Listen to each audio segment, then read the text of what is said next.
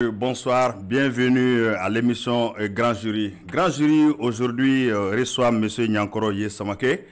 M. Nyankoro Yesamake du parti l'Action civique et patriotique PACP. Yesamake, homme politique, ancien maire, ancien ambassadeur. Donc il est avec nous aujourd'hui sur l'émission Grand Jury. Avec lui, nous allons aborder des sujets d'actualité, notamment la vie politique au Mali ces derniers temps. M. Samake, bonsoir. Comment vous allez, Antoine? Et merci d'avoir répondu à notre invitation. C'est moi qui vous remercie de l'honneur que vous me faites de m'inviter sur ce prestigieux plateau de Renouveau TV. Merci beaucoup. Avec moi ce soir pour vous interroger, toujours fidèle au poste, M. Abdraman Keita, directeur de publication du journal Le Témoin. Keita, bonsoir. Bonsoir. Ça va bien? Ouais. Dieu merci. Ensuite, El Hadj Shana Takiou, directeur de publication du journal Le 22 septembre. El Hadj? Moi, je ne suis pas fidèle au poste. les deux jurés toujours fidèles au poste. Il n'est pas fidèle. Il est souvent ses pèlerinages et ses Oumra l'empêchent. Ah, plusieurs fois El Hadj. Il y a ses pèlerinages et ses Oumra nuancent sa fidélité. Merci beaucoup, Shana. Ça va bien? Ça va bien. Dieu merci. Donc, voilà les jurés. M. Samake, votre regard sur la composition du jury? Vous savez, ils sont à la recherche de la vérité. Et c'est notre destin commun. Je m'en remets parce que c'est des jurés crédibles qui ont établi leur crédibilité au long des années.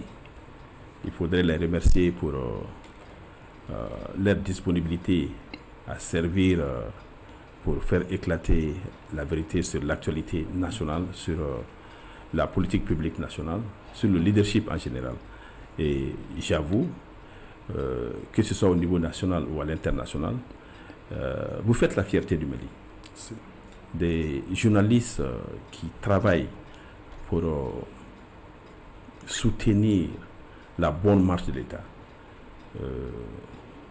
Certains nomment la presse comme étant la quatrième branche du gouvernement, de la fonction de l'État. Comment ça se dit? Quatrième pouvoir. Quatrième pouvoir, le quatrième pouvoir.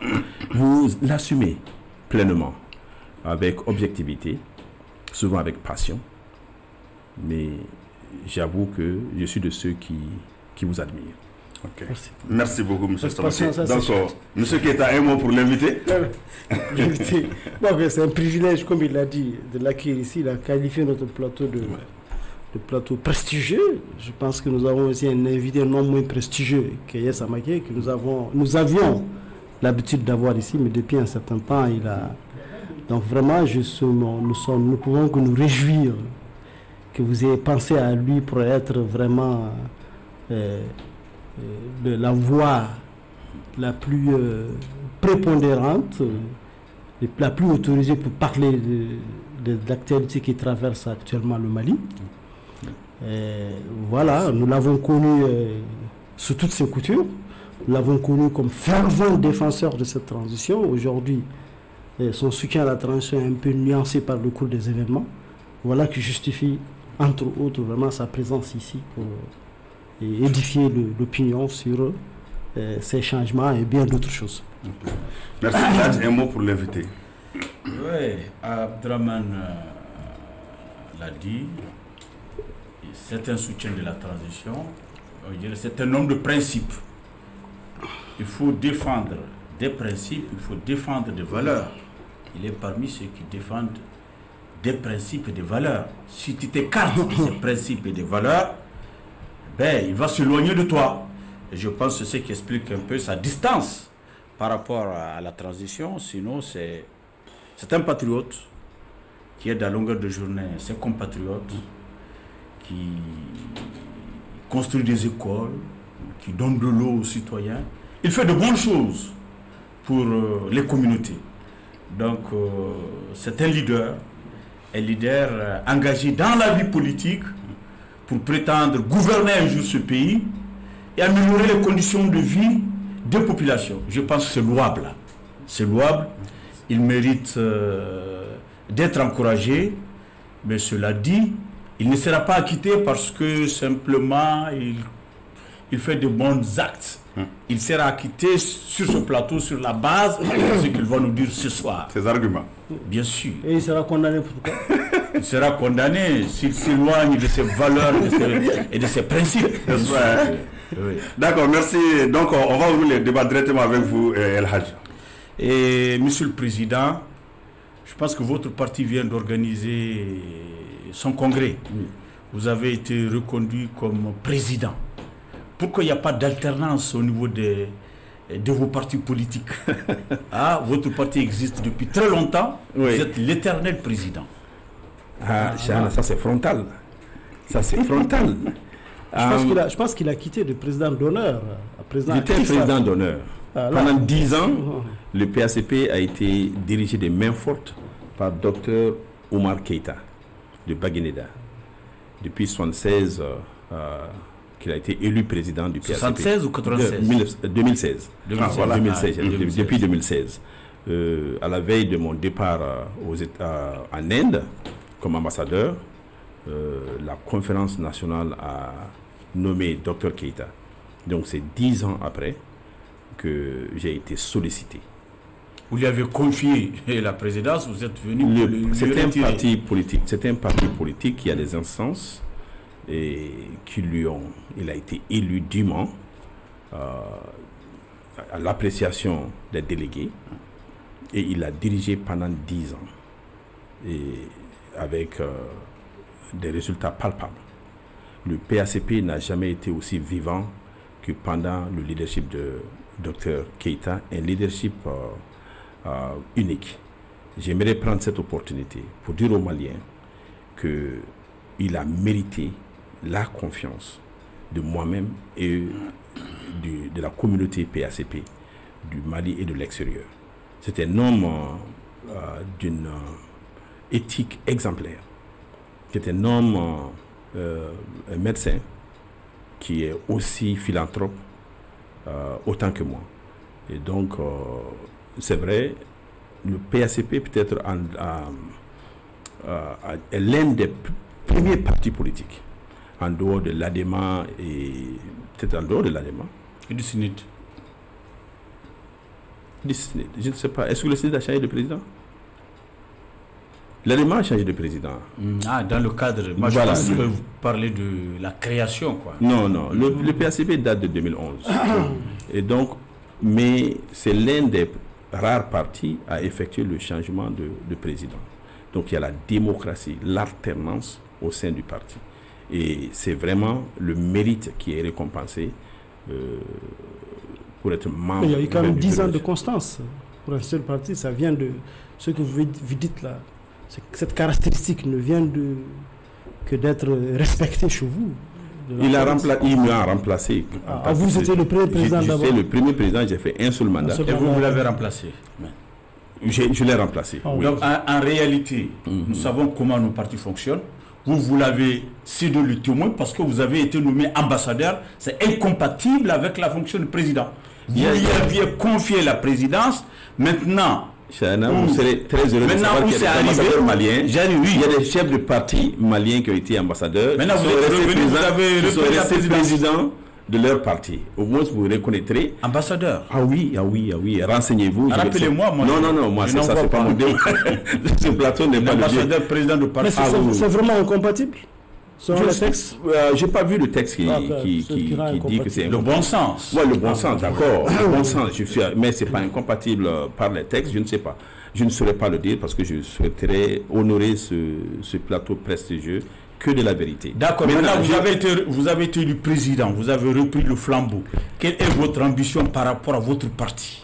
Chana, j'aurais espéré un petit mot de félicitations et d'encouragement pour le président, le tout nouveau président du PACP. Et vous êtes peut-être pour la première fois que je suis sur un plateau depuis mon élection.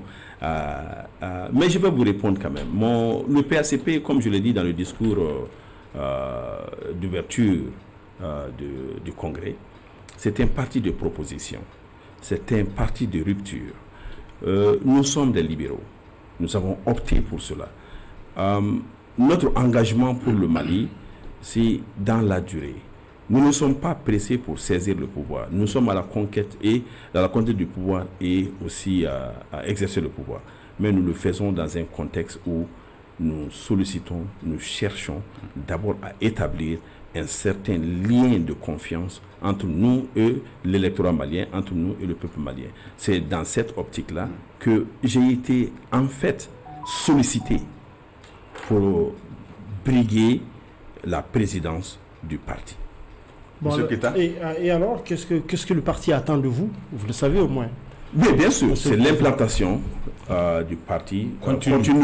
Continuer les actes déjà posés par le président Dr Keïta et continuer dans cette optique, représenter valablement le parti. D'ailleurs, dans quelques jours, je serai à l'extérieur pour aller présenter le nouveau bureau et les nouvelles aspirations des délégués du parti à l'extérieur. Je serai au Sénégal, je serai à Paris, pourquoi l'extérieur? Vous attendez le financement de l'extérieur ou quoi? Pourquoi absolument vous ne présentez pas ces gens-là à l'intérieur du pays? Le temps viendra. Vous partez directement à l'extérieur.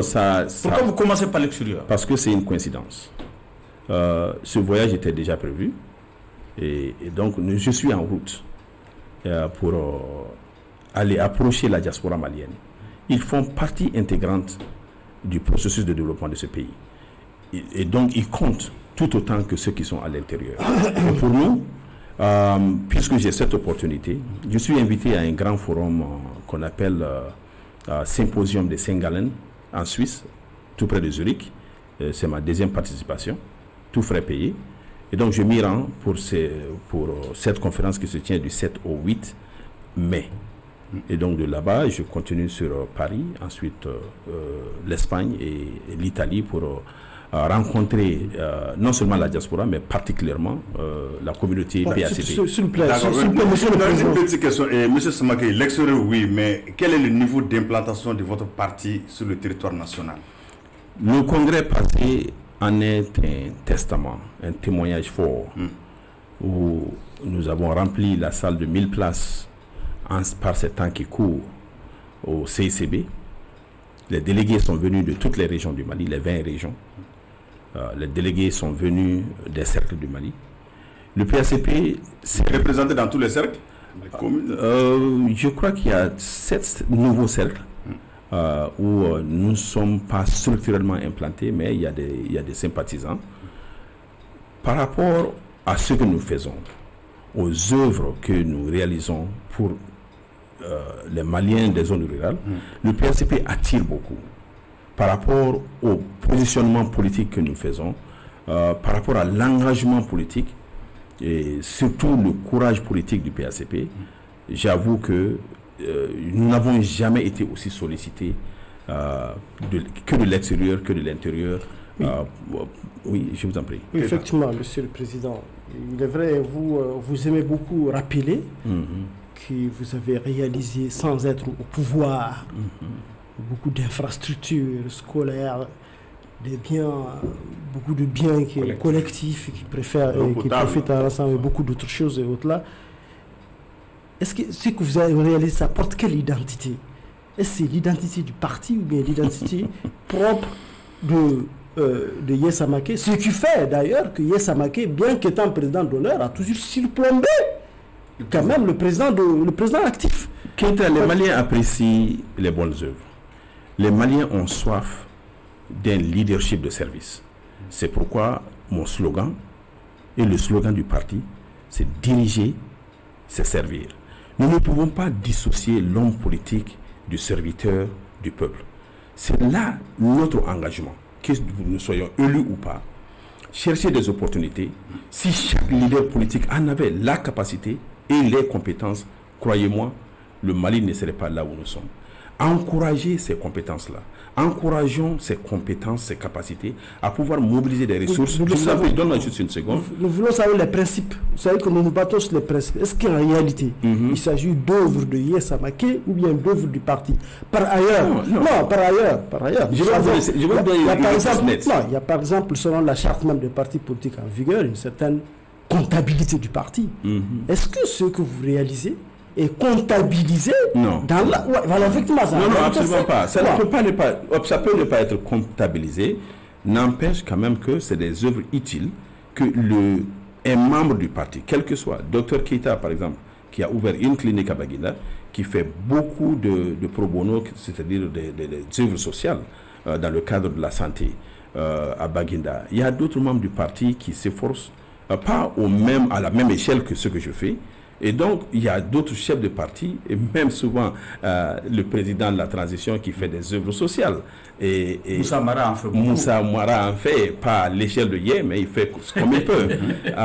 Et il faut le reconnaître. Chacun essaye d'attirer le cœur des Maliens par les œuvres que nous faisons. Mais les fonds viennent du parti ou bien de votre entreprise? Non. Les fonds, c'est des dons. C'est la capacité de mobilisation, c'est la réputation. Mais si c'est les dons sont versés dans un parti. Il est prévu dans chaque parti, dans le truc de le don de l'EC, qui sont versés dans le patrimoine du parti. Non, vous n'avez pas compris. Vous n'avez pas compris. Ce n'est pas des dons faits au parti, c'est des dons faits à Yesamake à travers ma fondation. Ah bon, donc voilà. Voilà la fondation. C'est ce que vous voulez savoir. Non, si c'est ce que vous voulez. On n'avait pas parlé de fondation. La fondation que j'ai créée dans le but de servir les Maliens. Bien sûr que cela a un impact sur le parti. Bien sûr, si Chana faisait la même chose, et cela si le journal allait bénéficier, cela permet le témoin allait bénéficier. Cela permet aussi à un président d'honneur de surplomber un président actif. Vous savez, dans la vie, ou bien d'avoir beaucoup plus fort que nos propos. Ce que nous disons ne peut en aucun cas atteindre. Est-ce que nous pouvons évoluer, monsieur le président? On va avancer sur la question d'actualité que je vais brancher sur ça. Attends. Oui, on parle de parti. Vous venez d'organiser votre congrès. Au même moment, on attend de plus en plus une éventuelle dissolution des partis politiques. Une éventuelle dissolution des partis politiques. Cela vous inquiète? Vous savez, est-ce que j'ai l'air de quelqu'un qui est inquiété? Je vais vous dire une anecdote. Dans un village de Koulibaly, ils sont sortis pour aller prier pour de l'eau.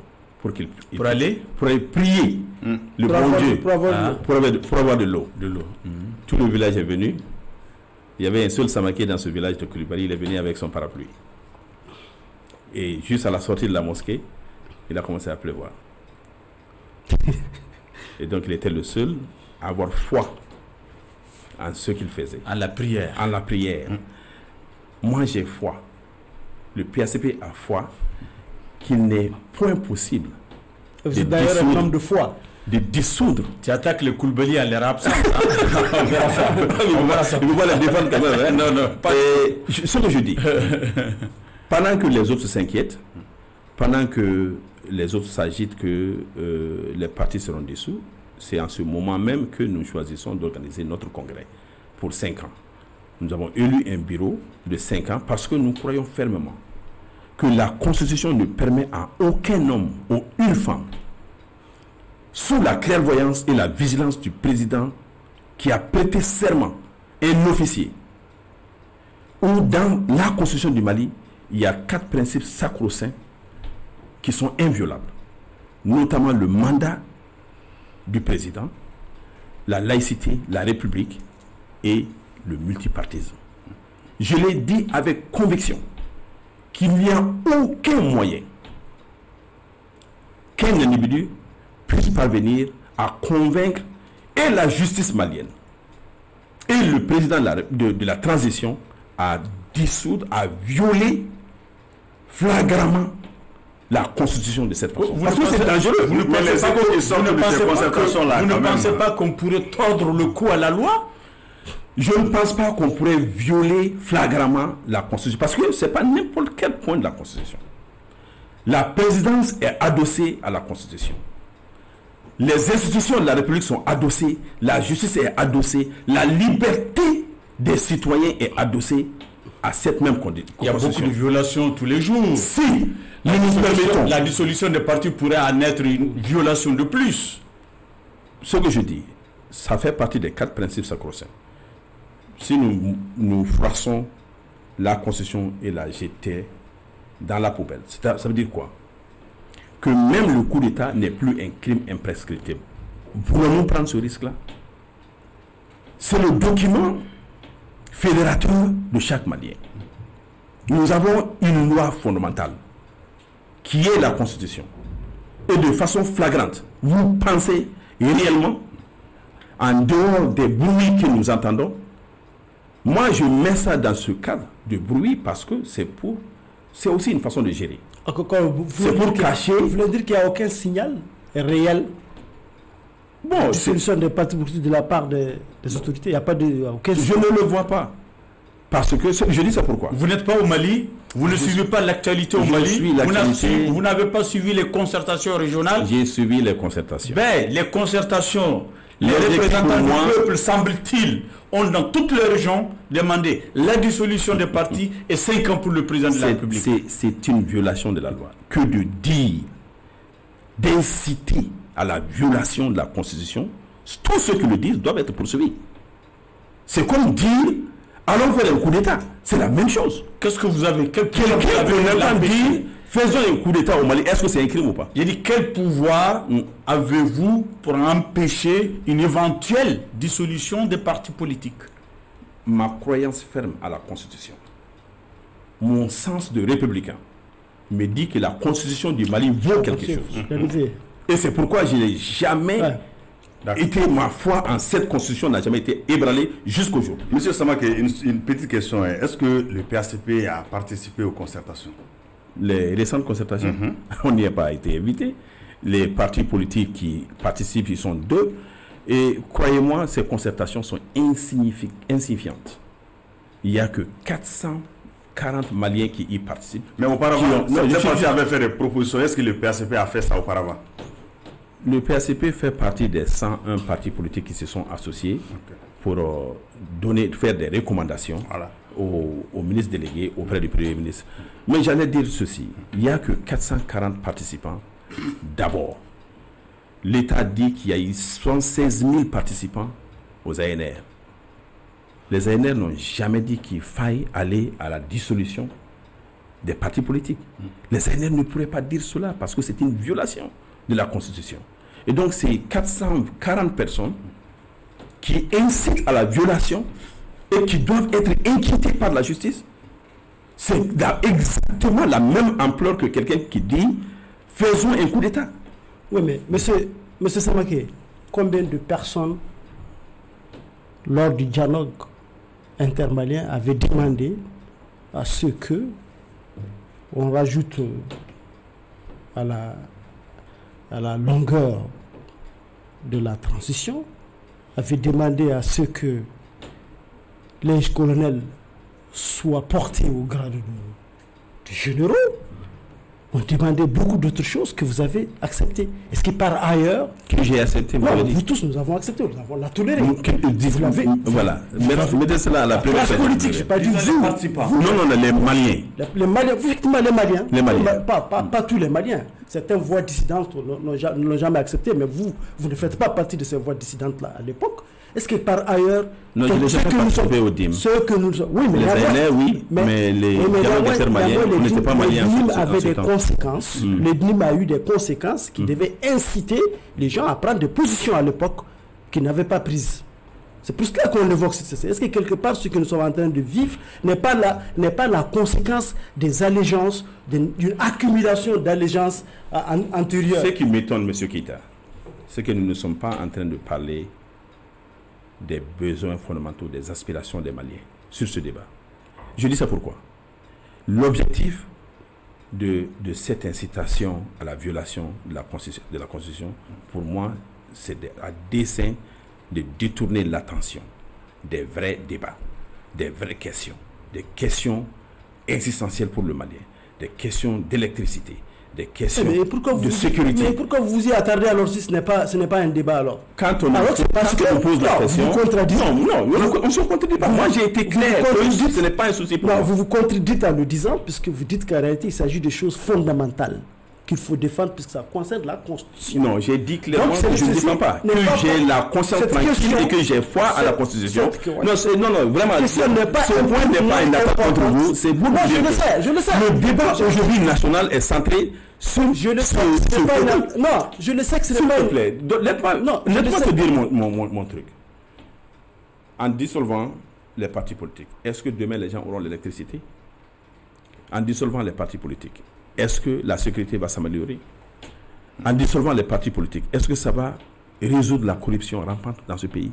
Non, c'est un faux problème qu'il faut créer pour détourner la... Et nous tombons dans ce piège-là. Somme toute, où est-ce que vous êtes prêt à aller en cas de dissolution des partis politiques pour vous opposer à ça? Vous ne souhaiterez pas quand même que... D'abord, je n'ai pas pris de mesures dans ce sens parce que je crois fermement en la Constitution. Je l'ai toujours dit. Partout, on n'ose pas franchir le Rubicon. Non, on n'ose pas. Je l'ai toujours dit. C'est TC, nous faut TC. Pour cette question, il y a eu tellement de violations de la Constitution. Mais ça, je dis ça, c'est les 4 principes sacro-saints. Personne n'a violé la laïcité du Mali. Personne n'a violé la République.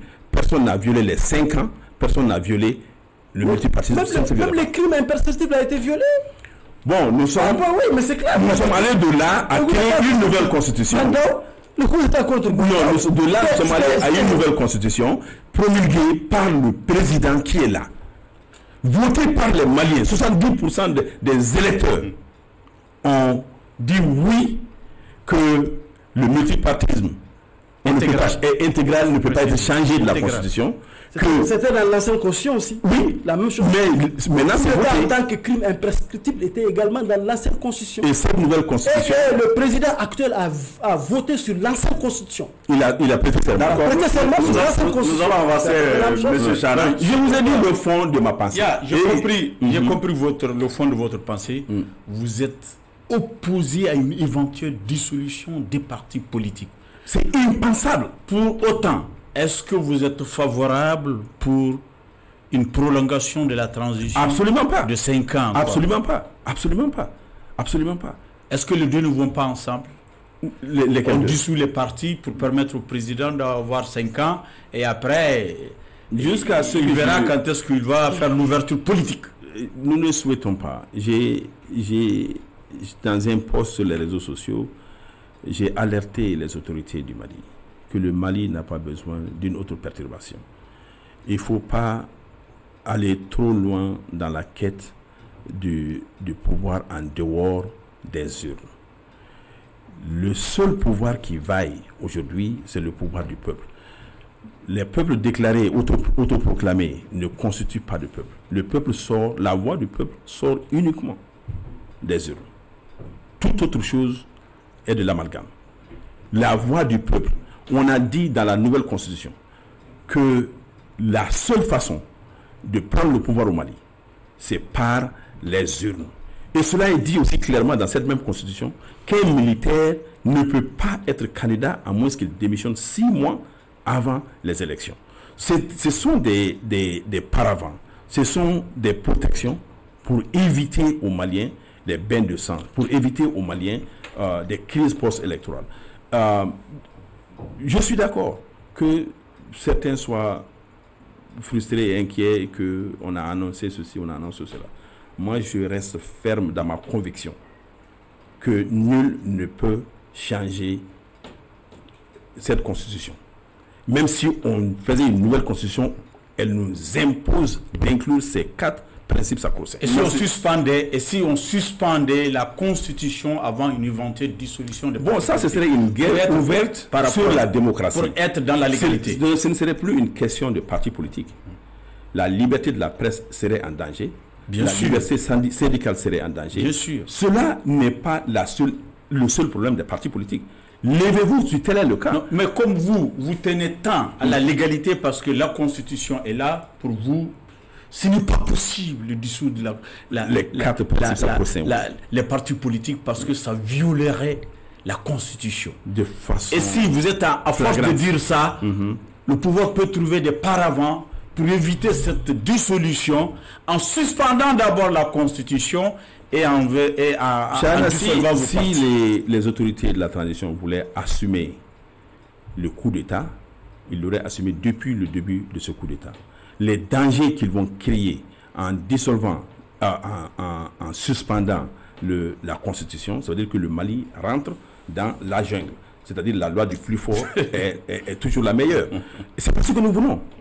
Et les autorités de la transition ont mesuré l'ampleur de cette décision. C'est pourquoi le Burkina a suspendu sa constitution, le Niger a suspendu sa constitution, le Mali n'a pas suspendu sa constitution. Une manière pour le Mali de les rejoindre, comme c'est l'AS là. Une manière pour le Mali de les rejoindre. Nous sommes des pays différents. Nous avons nos différences. Nous avons fait notre coup d'État avant eux. Notre coup d'État. Oui, c'est notre coup d'État.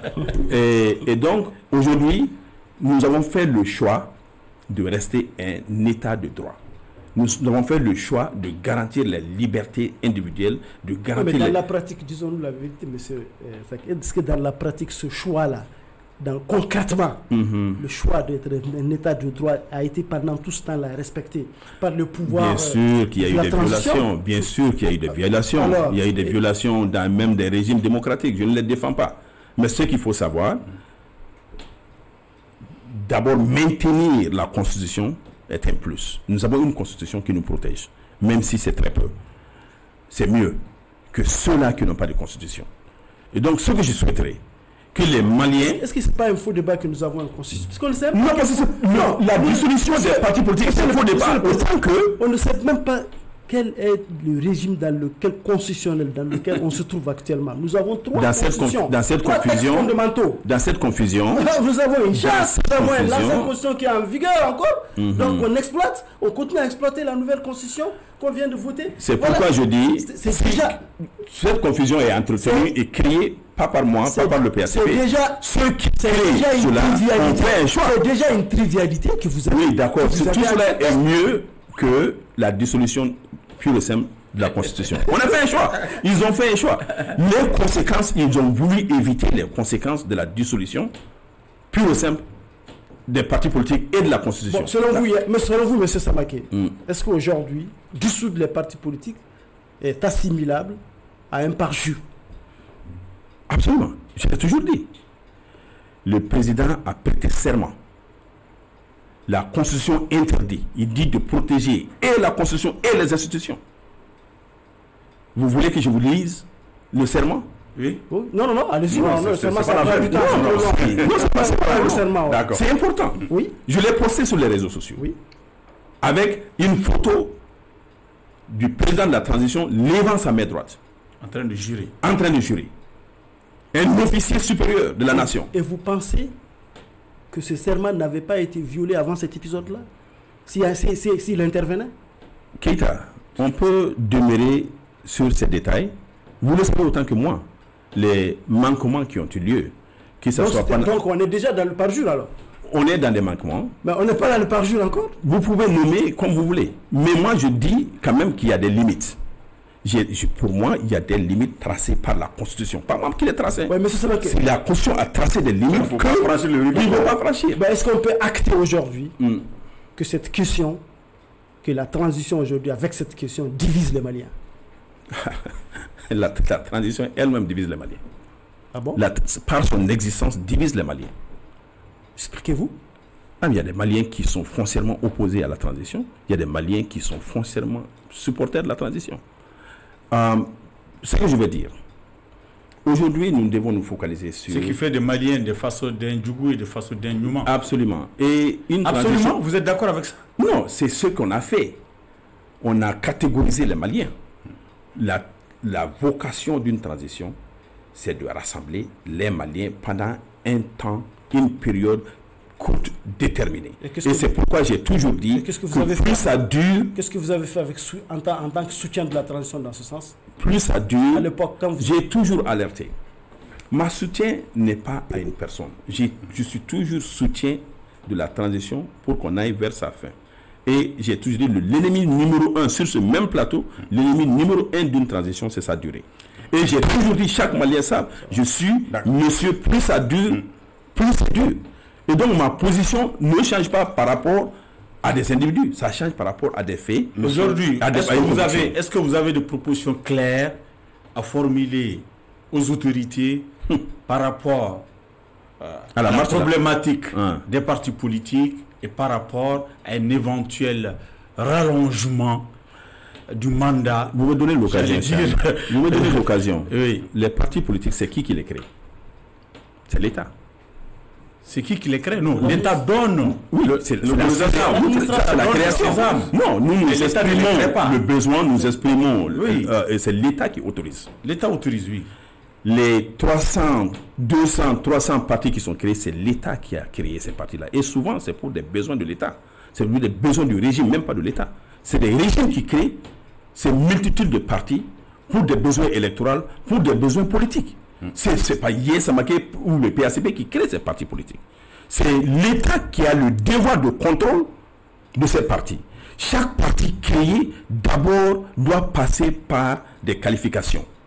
C'est-à-dire la vérification de... Comment ça s'appelle? Le français me manque. La crédibilité du demandeur. Il doit faire une enquête de moralité sur chaque demandeur. Et quand ils émettent le récépissé, l'administration a le devoir de passer vérifier l'existence d'un siège pour ce parti. La Cour de compte de la Cour suprême, chaque année, procède à éplucher les comptes. À un audit des comptes de tous les partis politiques. L'autre jour, j'entendais le secrétaire politique de Parti Yelema qui dit qu'il y a que 59 partis politiques qui ont déposé en 2023 leur compte au niveau de donc, la Cour des comptes. Selon vous, il y a un laxisme dans le contrôle des partis politiques. 19 de ces 40 ne qualifiaient pas. Non, n'ont pas été certifiés. Absolument. Donc leurs comptes n'ont pas été certifiés. C'est Amidou Doumbia. C'est Amidou Doumbia qui disait ça l'autre jour. Un jeune brillant. Et il est très brillant. D'ailleurs, j'encourage Amidou. J'ai beaucoup de respect pour, un jeune brillant. Pour sa posture, son engagement politique. Et on est en train de... C'est pourquoi j'ai toujours dit que c'est un faux débat. L'existence des partis politiques n'empêche en rien l'évolution de la transition. Est-ce que ça empêche les autorités de fixer un calendrier électoral clair? Non. Est-ce que ça empêche les autorités de faire un audit des fichiers électoraux? Non. Donc, selon vous, qu'est-ce qui se cache derrière alors? Je l'ai dit que c'est juste une diversion. Parce que je crois réellement que c'est impossible. Et si c'est au-delà de cette diversion? Il y a des ambitions qui sont derrière cette diversion. Chacun agit selon la profondeur de sa conviction. Moi, je suis convaincu que c'est une diversion pour qu'on parle que de ça aujourd'hui, au lieu de parler d'un chronogramme, au lieu de parler des préoccupations de population. Voilà, donc au lieu de parler des préoccupations réelles des Maliens, nous sommes aujourd'hui, et la presse, et les vidéomans, et la classe politique, nous sommes tous versés dans ce débat qui n'a aucun impact sur l'évolution de la transition. Ça n'empêche pas l'organisation des élections. Ça n'a aucun impact. Mais ça préfigure quand même un acte qui pourrait avoir un impact. Bon, Ayam Naraba Kono. D'accord. Monsieur Samake, vous avez insisté là-dessus, vous avez foi là, à la Constitution. Absolument. Mais avec cette relecture, la charte des partis politiques, quelle est réellement la marge de manœuvre des partis politiques aujourd'hui? Elle est très grande. Nous avons fait ce que nous devons faire. Nous avons établi des recommandations et des voies pour aider le gouvernement à atteindre cet objectif-là, même si pour moi... Et pourquoi vous ne participez pas aux concertations pour faire prévaloir vos recommandations? Participent aux concertations ceux qui sont invités. Comme je vous l'ai dit, il y a 2 représentants des partis politiques sur les vingtaines dans chaque région. Sur 20 représentants, il y a 2 de chaque parti. Et ces 2-là ne sont pas choisis par leur structure, leur formation politique. Est-ce que vous n'êtes pas en train de dénoncer les mêmes pratiques qui ont prévalu à certains forats, certains conclaves tels que les ANR? Vous étiez là, les ANR, c'est dans les mêmes conditions qu'on a organisé les ANR. Le PACP, non, les ANR, non, les ANR, le PACP a choisi ses représentants. Aux ANR, les partis politiques étaient sous-représentés de la même façon. Je suis d'accord. Ça a eu le même impact. Je suis entièrement d'accord. Que vous avez accepté, qui ont eu des conséquences aujourd'hui. On peut s'attarder sur les erreurs du passé pour justifier les manquements de Il ne faut pas répéter les mêmes erreurs. Il ne faut pas répéter, absolument. N'insistez pas sur les erreurs du passé. Chacun a commis des erreurs dans le passé. Et cela n'empêche pas de se focaliser sur ce qui est possible aujourd'hui. Et avancer. De protéger le peuple malien. Nous ne faisons pas ces choses-là pour nous-mêmes. Les deux représentants, donc vous avez boycotté. Les deux représentants, pourquoi ne sont-ils pas partis pour faire prévaloir vos idées? Peut-être que d'autres de la société civile allaient vous rejoindre. Ils sont choisis par les préfets et les sous-préfets. C'est les deux représentants qui ne sont pas choisis par leur formation, comme je le disais. Ils sont choisis par les représentants localement là-bas. Voilà. Donc, sur 300 partis, comment vous voulez envoyer 2 représentants? Comment est-ce que vous allez choisir 2 représentants pour ce 300 partis? C'est impossible. C'est filtré. Donc, c'est des choix. Et nous comprenons. Mais comme je l'ai dit, moi, je ne suis pas du tout inquiété. Je suis serein. Et je sais que... Le Rubicon ne sera pas franchi. Non, je suis très sûr de ça. Seulement, votre sérénité est vraiment... Personnellement, je ne vois pas sur quoi elle repose. Sur les principes sacro-saints, les 4 principes sacro-saints de notre Constitution. Et croyez-moi, ça vaut quelque chose. Nous ne pouvons pas flagramment violer la Constitution, surtout ces 4 principes-là. D'accord. Et qu'il n'y ait pas d'impact. Que la presse ne se... Parce que ma plus grande inquiétude, ce n'est pas l'annonce, mais c'est l'attitude des Maliens. D'accord. S'il vous plaît, on fait comme si les conclusions vont aboutir à quoi? On fait comme si c'est l'affaire des partis politiques. On fait comme si la dissolution des partis politiques ne concerne que les partis politiques. C'est là l'inquiétude. Le Malien. Mais est-ce que vous n'êtes pas en train de dire en même temps que les partis politiques ne sont pas audibles? Ce que vous êtes en train de dire, puisqu'en réalité, si vous étiez audible, on n'allait pas faire comme si. Et nous sommes audibles. Nous parlons, nous disons ce que nous disons. Maintenant, parce que le problème est que la presse ne se sent pas concernée. Le problème est que le syndicat ne se sent pas concerné. Parce que si aujourd'hui, pour des raisons d'affirmer une autocratie, et que vous vous asseyez, vous regardez le tyran venir prendre le chrétien, ensuite le musulman, il ne restera plus personne pour protéger le juif. Comme l'adage le dit, c'est l'affaire des Maliens.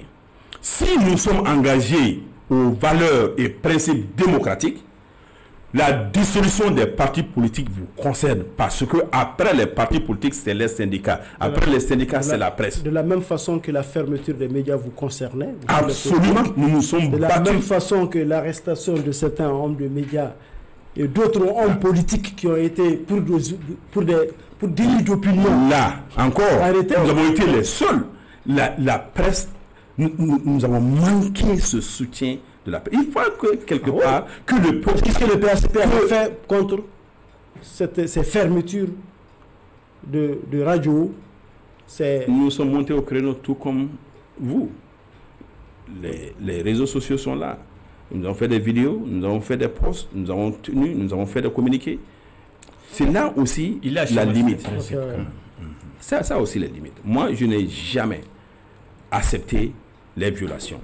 Il y a certaines choses, les gens disent, tu étais soutien. Je suis soutien de la transition quand c'est arrivé. D'accord. Monsieur Samake, quand on se tient à ce que vous dites, bon, les résultats de ces concertations-là maintenant vont servir à quoi selon vous?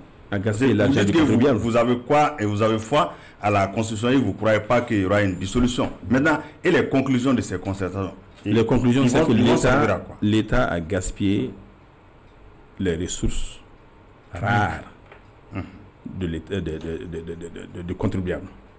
Nous les avons avertis, nous avons envoyé une lettre à la primature pour demander de surseoir à ces concertations qui n'ont nul effet. Parce qu'en réalité, cette concertation non seulement n'atteint en rien la légitimité des ANR. Mais qu'est-ce qu'on va faire de ces résultats-là? Bon, qu'est-ce qu'on a fait des résultats des autres assises? D'accord. Oui, Monsieur le Président, je pense qu'on va aborder un autre chapitre. Non, papa, j'ai une question par rapport à ça. Oh, je te laisse terminer ce chapitre. Bon, allez-y. Je viens de vous entendre dire que vous avez foi en la Constitution. Oui, absolument. Il a dit plusieurs fois. Oui, effectivement. Mais est-ce que vous avez foi en ceux qui en sont les garants. C'est ça le fond du problème. Il ne s'agit pas d'avoir foi en ce qui est écrit là-dedans, mais d'avoir foi en ceux qui sont chargés de l'appliquer et qui en sont les garants. Est-ce que vous avez foi dans ceux qui en sont aujourd'hui les garants? Je vais me répéter, parce que j'ai dit... Vous avez foi en eux? Je vais me répéter. J'ai dit, je ne vois en aucun cas Assimi Goïta, président de la transition, prêter serment et regarder la violation flagrante des principes sacro-saints, des lignes rouges de la transition. J'ai foi en ça. Ça veut dire que j'ai foi encore. Les autres principes. Parce que la question est répondue. Non, je vais ajouter ceci. Je vais juste ajouter ceci, qu'ils ne sont pas les seuls garants. Ils sont les garants institutionnels. Mais le garant numéro 1 de la loi, le garant numéro 1 de la Constitution, c'est toi, c'est moi, c'est lui, c'est le peuple. Oui, mais c'est le peuple. Là où je ne comprends pas, c'est que vous pensez qu'en réalité, on peut tout violer dans la Constitution sauf les principes sacro-saints. Le peuple l'a dit que certaines choses peuvent être changées dans moi. Donc on peut voilà que c'est 4 points. Donc on peut fermer les yeux sur les autres principes de la Constitution qui ont été à longueur de journée. Et soit. Comme il a qualifié d'autres de sacro-saint. Moi, je m'accroche au fait que non seulement je crois en la Constitution, mais encore plus au principe sacro-saint. Au principe sacro-saint, et que c'est une ligne rouge. Et que si cette étape est franchie, ce ne serait plus l'affaire des partis politiques. Ce serait l'affaire de la presse, des syndicats, du peuple malien. Parce qu'il faut que les gens comprennent, c'est ce que j'ai dit. Ce qui me choque le plus, ce n'est pas que certains individus incitent à la violation de la Constitution. C'est que cela ne dérange pas les autres. Qu'on croit que cela est l'affaire des partis politiques, c'est là le drame. Et Monsieur le Président, dans quelques jours, la CEDEAO va se réunir pour décider des conditions de notre sortie définitive de la communauté. Avez-vous des appréhensions?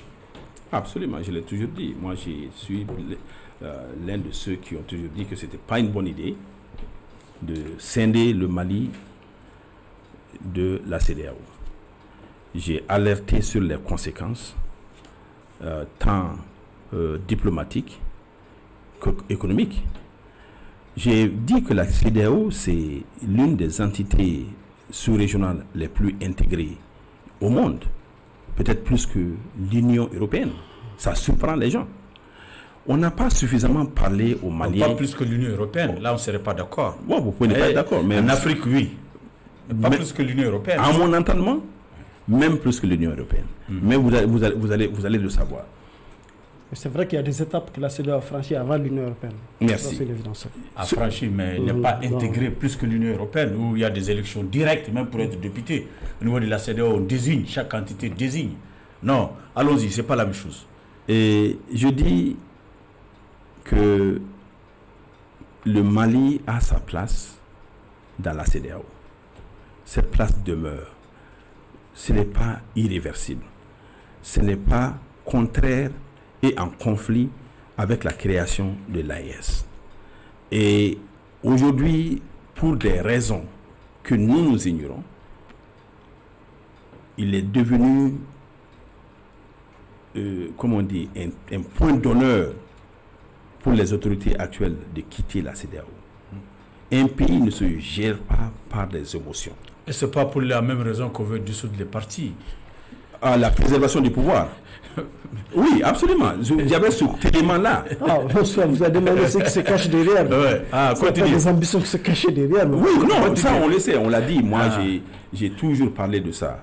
Et sur ce plateau ou ailleurs, j'ai toujours dit que nous sommes mieux servis. Et le rôle des autorités, c'est de mieux servir les populations. Si sortir de la CEDEAO est plus néfaste que d'y rester, pourquoi en sortir? Si c'est pour l'intérêt du peuple malien. Et donc, parce que je suis pragmatique et mon analyse porte sur les résultats. Quels résultats allons-nous atteindre? Parce que chaque politique publique est désignée et élaborée dans le sens de servir le peuple et de trouver des solutions idoines aux problèmes de migration, aux problèmes de déplacement des biens et des personnes, aux problèmes économiques. Et donc, je ne vois aucun intérêt pour le Mali, pour le peuple malien, de quitter cette entité sous-régionale. Merci, M. Samaké. Vraiment, c'est... Non, il y a une dernière question. Bon, oui, mais on va aller très vite. Par rapport à... Oui, on va aller très vite parce que L'habitude, Monsieur le Président, vous ne dites pas que ça c'est la dernière ou l'avant-dernière fois que merci, je suis tenu par le temps. Merci. Vous avez, Monsieur le Président, on le sait, des liens particuliers avec les États-Unis. Et vous avez coutume de le dire, que vous envoyez même des étudiants à étudier là-bas aux États-Unis. Quelle lecture faites-vous des tribulations qu'on voit depuis l'avènement d'un certain Donald Trump à la présidence? Moi, je suis un grand supporter de Donald Trump. Bon. Je suis un grand supporter de Donald Trump. Je suis... Donc, vous ne supportez pas Biden là-bas? Oh, absolument pas. Okay. Absolument pas. Biden, d'ailleurs, c'est peut-être à cause de Biden... Tu es un républicain. Je suis un républicain, je suis un conservateur. Mais je ne suis pas républicain, je suis conservateur. Je viens d'un État, j'ai des attaches dans un État qui est l'État le plus conservateur des États-Unis, Utah. Les politiques de Trump sont très nationalistes. Et bien entendu, cela choque tout ce qui est en dehors des États-Unis. Donald Trump a promis aux Américains, avant d'être élu, ce qu'il va faire. Donc c'est vraiment le choix des Américains. Toutes les politiques publiques qu'il est en train de mettre en place ont été déclarées. Et il a été élu sur la base de cette déclaration. Et il est en train de les exécuter. Il y en a qui font mal, il y en a qui font du bien. Non, mais vous êtes malien aussi. Mais que l'impact de tout ce qu'il est en train de faire comme mesure Donald sur Trump nous... n'est pas le président des Maliens et ce n'est pas son rôle de gérer le Mali. Non, mais vous, lui, il gère les problèmes du Mali, des États-Unis. Oui. Vous devez normalement vous battre pour les intérêts du Mali. Cela ne il a pris des mesures qui ont un impact sur les intérêts de votre pays à vous. De l'Afrique. Avec la suspension de l'USAID. Mon dernier passage ici, je l'ai dit, Donald Trump a une politique de multilatéralisme, pas de bilatéralisme, pas de multilatéralisme.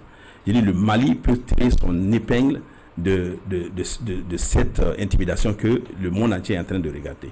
Il s'agit de travailler directement avec les États-Unis et puis il y a des canaux pour ça. Il y a des pays comme le Canada, malgré ce que nous entendons sur les ondes, qui sont en train d'envoyer des lobbies. Mais quel canaux y a-t-il pour compenser ce que la suspension... Le gouvernement du Mali est sorti pour dire a causé pour l'école malienne, par exemple, le secteur de l'éducation malienne. Ça, c'est la faute à nous-mêmes. C'est nous-mêmes qui devons chercher les moyens de notre politique. Ce n'est pas les États-Unis qui doivent le faire. C'est nos autorités qui doivent faire. Nous allons vers planifier et programmer vers ça. Bon, dernière question, c'est bon, on va au réquisitoire. D'accord. Donc, merci, M. Samaké. C'est la fin des débats. Nous allons au réquisitoire. Monsieur Keïta, votre réquisitoire. Si je dois vraiment apprécier M. Samaké sur ma dernière question, vraiment, je suis resté sur ma faim, puisque... Parce que vous n'avez pas compris le sens de ma question. Non, on va au réquisitoire. Monsieur Keïta, on ne reprend pas le débat. On y va. Nous sommes dans les secondes. Puisque ce qui lui plaît sur Donald Trump, c'est son conservatisme, c'est la défense des intérêts de son pays. Absolument. Et c'est ce que je ferai si je suis président. Or lui, les actes de Donald Trump ont un impact sur les intérêts de son pays et il ne défend pas. Monsieur Keïta, votre réquisitoire. Les aides de quel pays ne font pas le Mali? Qu'est-ce que je peux? Ça, c'est la politique des États-Unis.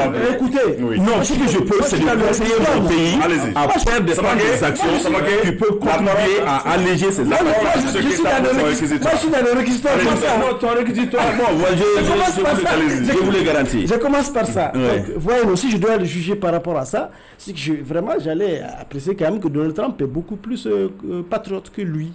Alors que lui, les Maliens, il devait ne pas aimer, en d'autres termes, de Donald Trump parce qu'il a posé des actes contre son pays. Moi, c'est sûr que c'est ça, c'est ma compréhension de la chose. Alors, allez-y. Bon, maintenant, si je dois faire vraiment abstraction de cette petite question qui est qui n'est qu'accessoire par rapport à tout ce que nous avons développé ici. Il a beaucoup dit quand même. Oui, effectivement. Je pense qu'il n'a vraiment occulté. Il n'a fait de la rétention par rapport à aucune des questions que nous avons posées ici. Il a été vraiment à la hauteur. Je suis venu ici avec des préjugés sur lui, puisque je l'ai connu en tant que fervent défenseur de la transition. Il connaît depuis un certain temps un certain revirement que je mets au compte certainement du fait qu'il s'est peut-être trompé par le passé sur cette transition-là. Est-ce que vous voyez, Monsieur le Président?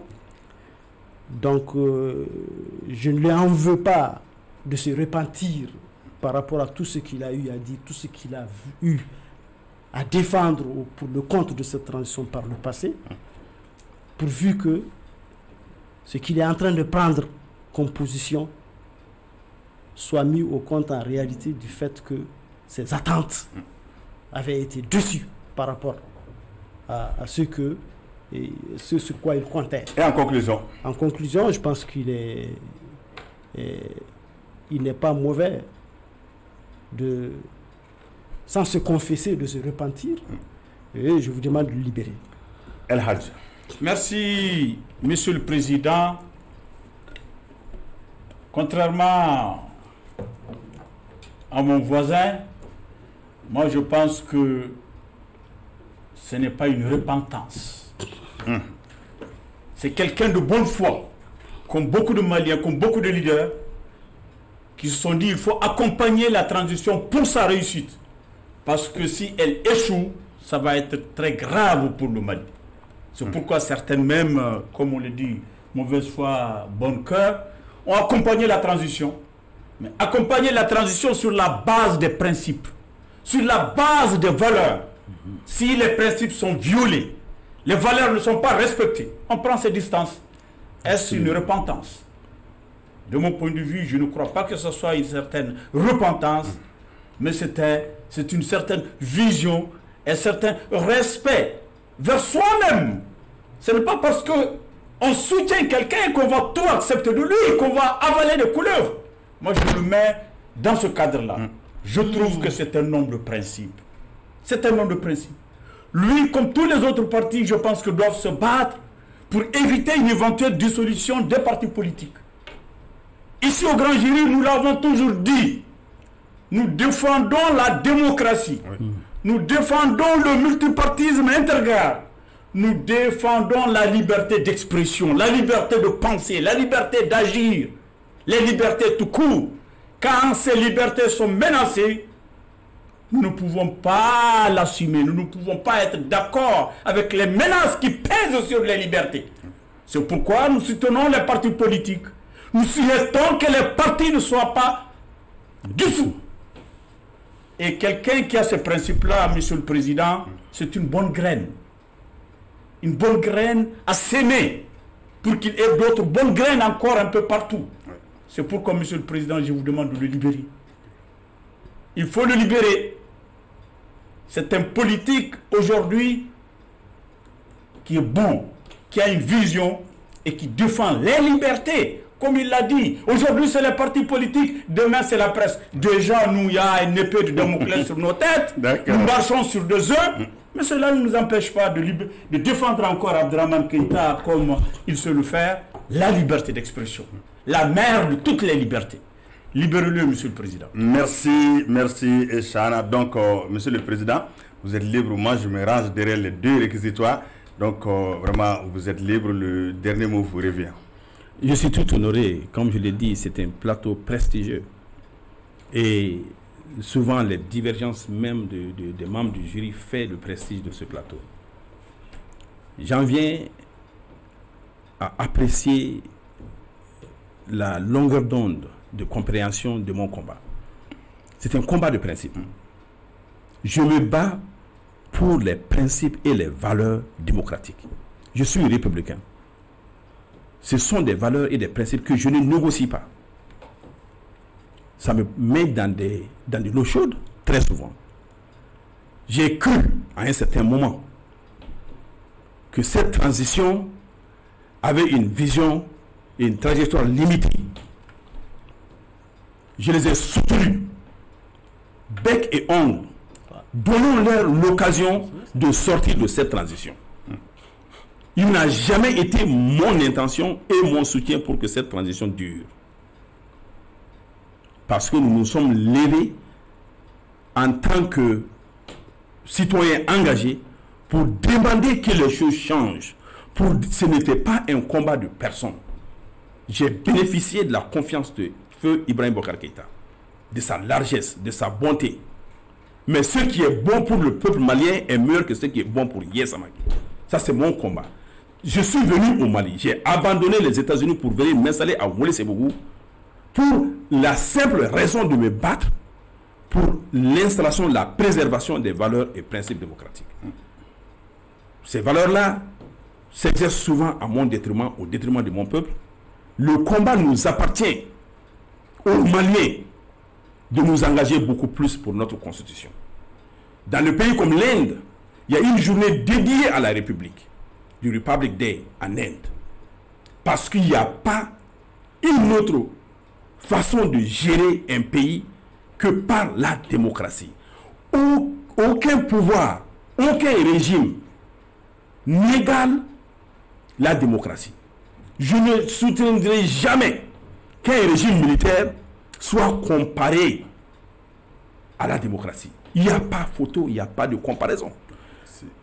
Le pouvoir que nous choisissons est toujours meilleur au pouvoir qu'on nous impose. Cela a toujours été ma position.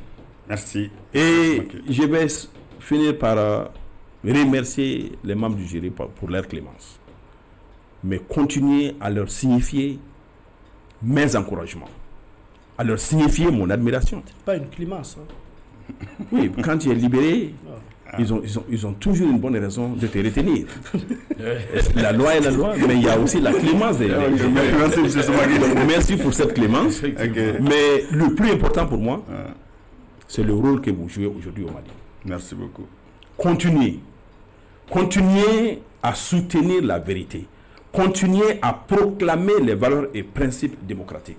Surtout la liberté de presse. Donnez la parole. Donnez la parole. Oui.